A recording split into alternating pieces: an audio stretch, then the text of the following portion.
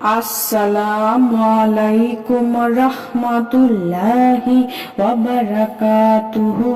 সুপ্রিয় সম্মানিত দর্শক শ্রোতা, আশা করি মহান রব্বুল আলামিনের দয়ায় আপনারা সকলেই ভালো আছেন।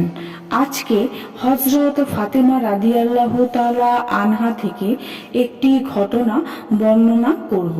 ঘটনার শিরোনাম হচ্ছে, তারা কেন শ্রেষ্ঠ হবেন না। সুপ্রিয় সম্মানিত দর্শক শ্রোতা, চলুন ঘটনাটি শুরু করা যাক। এটি বর্ণনা করেন হযরত ইবনে আব্বাস রাদিয়াল্লাহু আনহু। তিনি বলেন, একবার হযরত হাসান এবং হুসাইন খুবই অসুস্থ। হযরত আলী এবং হযরত ফাতেমা রাদিয়াল্লাহু আনহা এই মর্মে মানত করেন যে তারা সুস্থ হলে 3 দিন রোজা রাখবেন। আল্লাহ তাআলার অনুগ্রহে হযরত হাসান এবং হুসাইন সুস্থ হয়ে গেল। হযরত ফাতেমা এবং হযরত আলী রাদিয়াল্লাহু আনহু মানত করা রোজা রাখা শুরু করেন। তবে তাদের ঘরে ইফতারি ও সেহরির জন্য কিছুই ছিল না। তারা না খেয়েই রোজা রাখেন।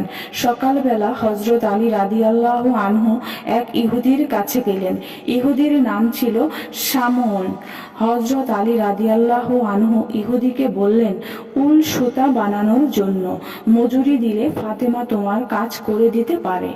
ইহুদি উল সুতা বানানোর বিনিময়ে হযরত আলী রাদিয়াল্লাহু আনহুকে কিছু জব দেয়। ফাতেমা রাদিয়াল্লাহু আনহা সেখান থেকে কিছু জব নিয়ে 5টি রুটি তৈরি করেন। একটি নিজের জন্য, একটি নিজের স্বামীর জন্য, 2টি হাসান এবং হুসাইনের জন্য, আর অপরটি বাদীর জন্য। তারা সারাদিন কষ্ট করে রোজা রাখেন। হযরত আলী রাদিয়াল্লাহু আনহু রাসূল সাল্লাল্লাহু আলাইহি ওয়াসাল্লামের সঙ্গে মাগরিবের নামাজ আদায় করে ঘরে এলেন। খাবারের জন্য দস্তরখানা বিছানো হলো। হযরত আলী রাদিয়াল্লাহু আনহু রুটি ছিললেন।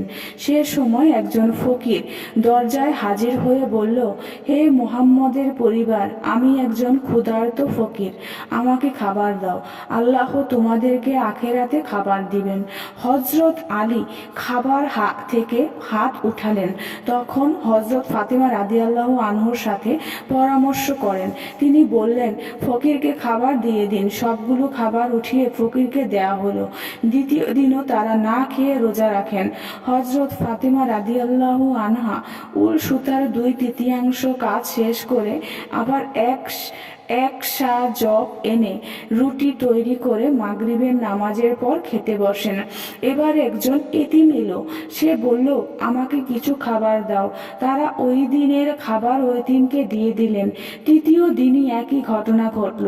তৃতীয় দিন একজন কয়েদি আসে। কয়েদি খাবার চাইলে তারা খাবার দিয়ে দিলেন এবং নিজেরা অনাহারে রইলেন।